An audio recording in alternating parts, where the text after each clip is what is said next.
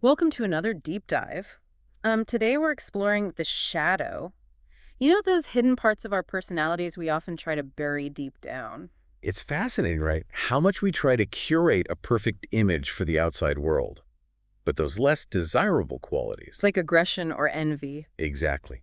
Maybe even a touch of neediness. They don't just vanish. They become part of the shadow self. So, like, Yeah. there's this whole other version of us lurking beneath the surface. It can be a little unsettling, Hmm. but also incredibly intriguing. I have to agree. So, is this something everyone has, or is it only certain types? I'd say it's a universal part of the human experience, Yeah. where we tuck away those aspects of ourselves that we deem unacceptable, or that we've been conditioned to reject. Yeah. Think about it. We're all born with a full range of emotions and impulses, but society, our families, even our own internal critics tell us which ones are good and which ones are bad.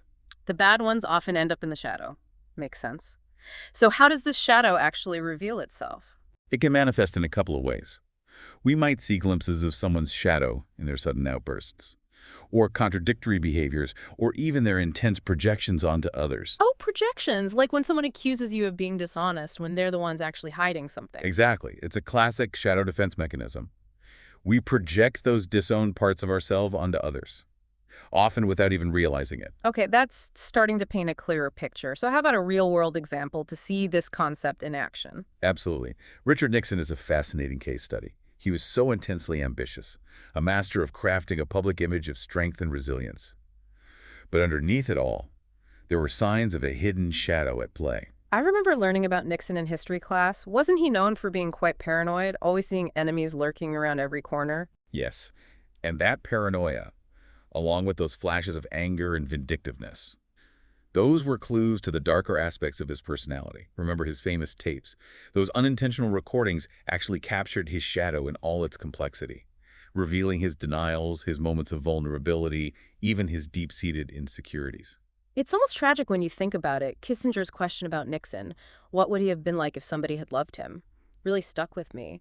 It makes you wonder how much our early experiences shape those shadow aspects of ourselves. It's a profound question.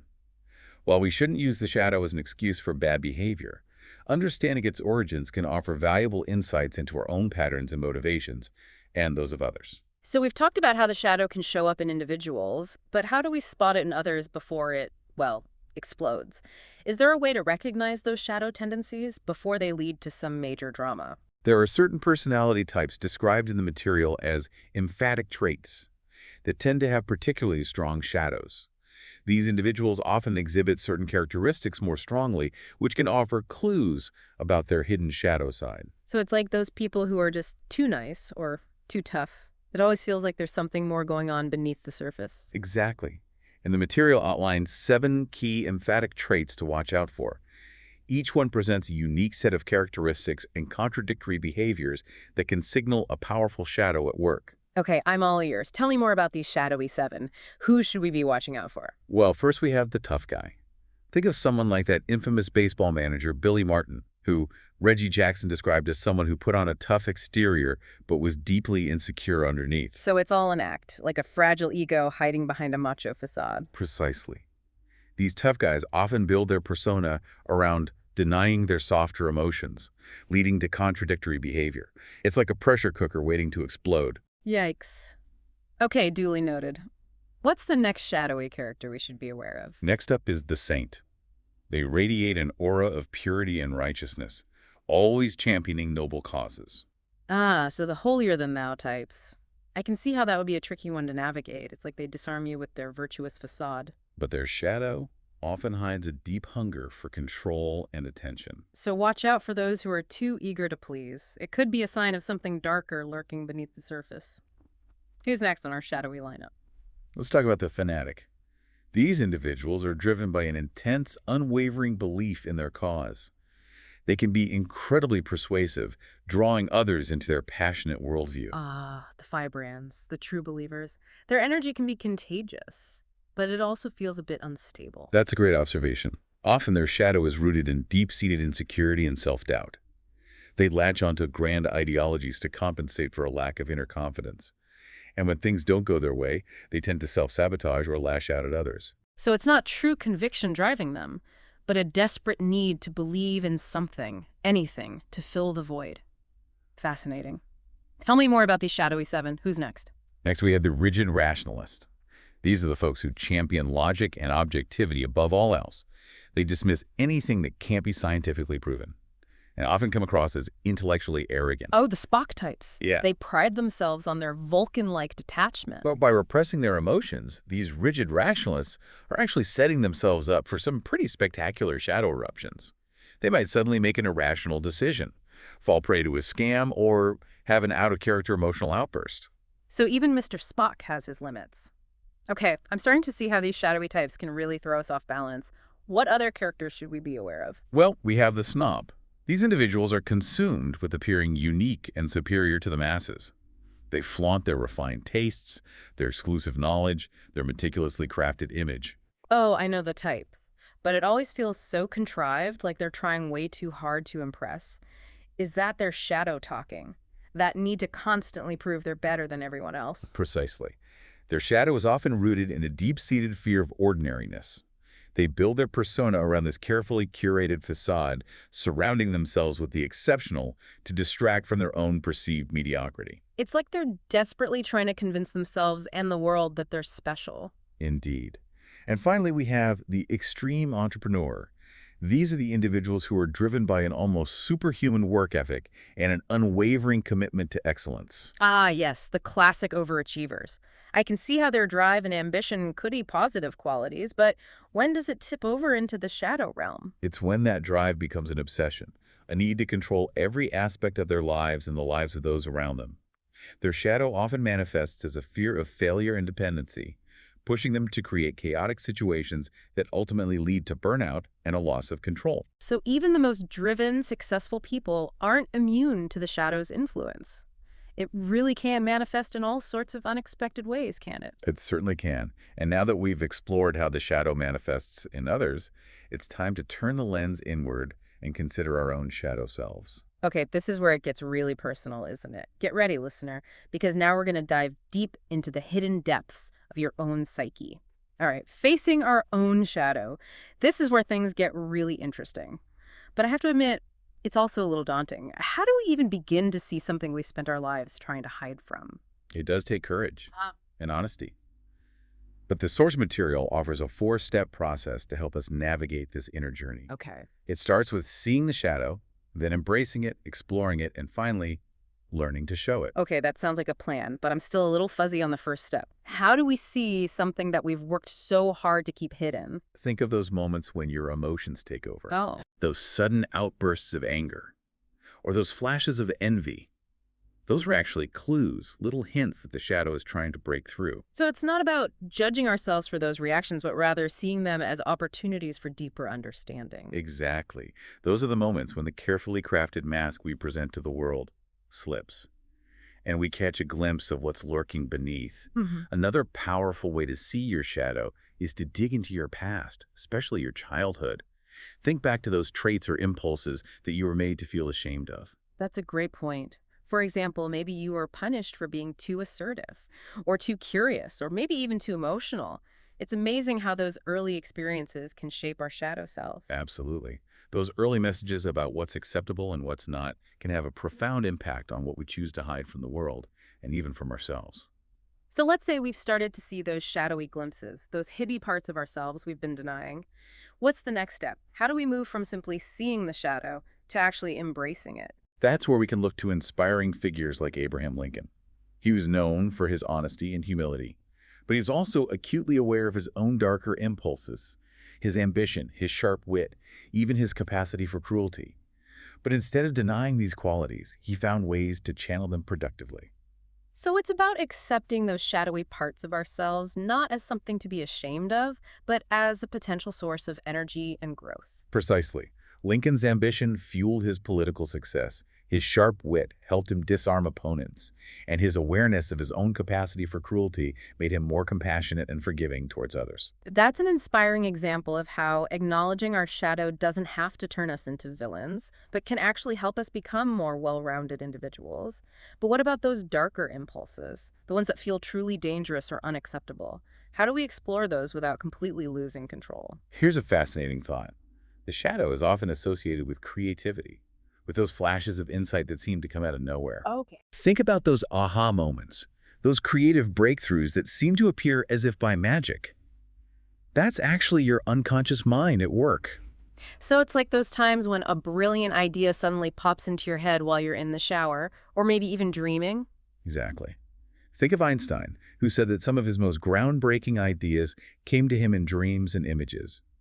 Steve Jobs also relied heavily on his intuition and instinct.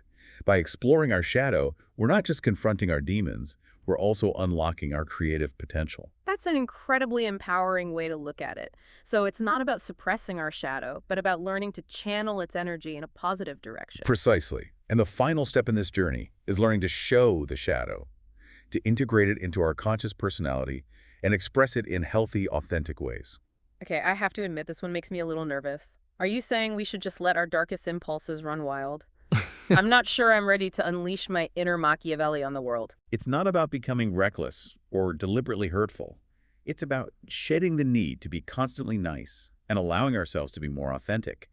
Think of someone like Steve Jobs. He was known for being demanding and uncompromising, but that was also part of what made him such a visionary leader. So it's about finding a balance between our shadow and our more socially acceptable selves. We don't have to become ruthless dictators or self-absorbed artists, but we also don't have to pretend to be something we're not. Exactly. And sometimes showing the shadow means challenging social conventions, pushing back against those restrictive norms that try to stifle our true selves. Think of Jacqueline Kennedy Onassis. She broke the mold of the traditional political wife, showing her wit, independence, and even her mischievous side. That's such a great point. She didn't try to fit into a predefined box, and that made her all the more compelling. But is there a danger in embracing our shadow too much? Could we end up becoming the very people we were trying to avoid?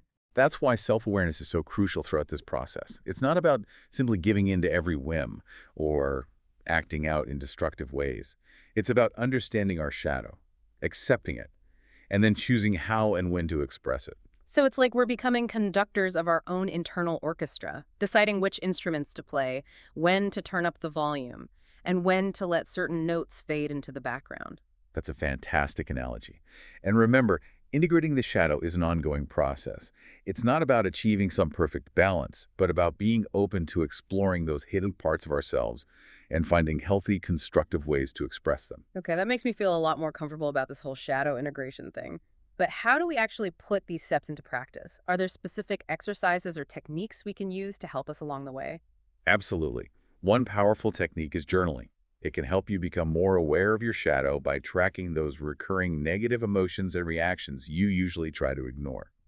Start by asking yourself, what triggers my anger or frustration?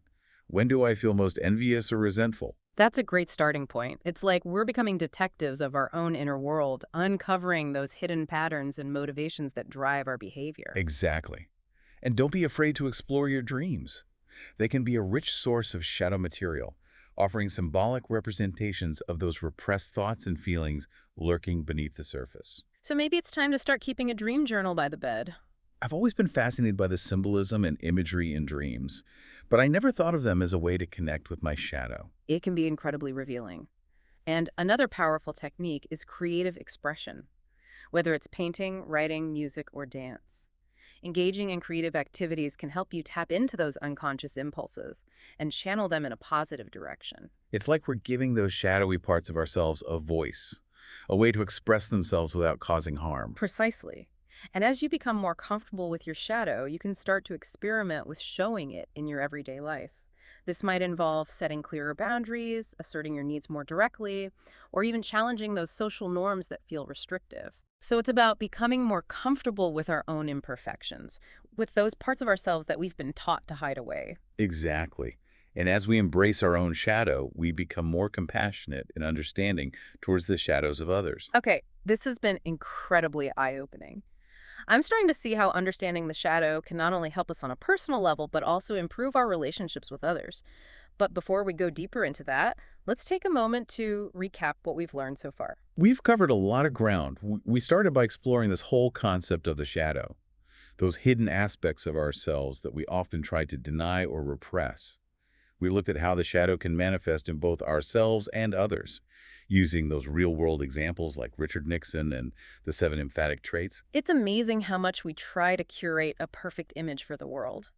But as we've learned, those less desirable qualities don't just disappear, they become part of this shadow self, influencing our thoughts, emotions, and behaviors in ways we might not even realize. And that lack of awareness can lead to all sorts of problems, from projecting our shadow onto others to repeating destructive patterns in our relationships. That's where those 4 steps come in, right? Seeing the shadow, embracing it, exploring it, and finally showing it. It's like a roadmap for integrating those hidden parts of ourselves and becoming more authentic Right, individuals. exactly. And as you become more comfortable with your own shadow, you'll start to see those shadowy dynamics at play in your relationships.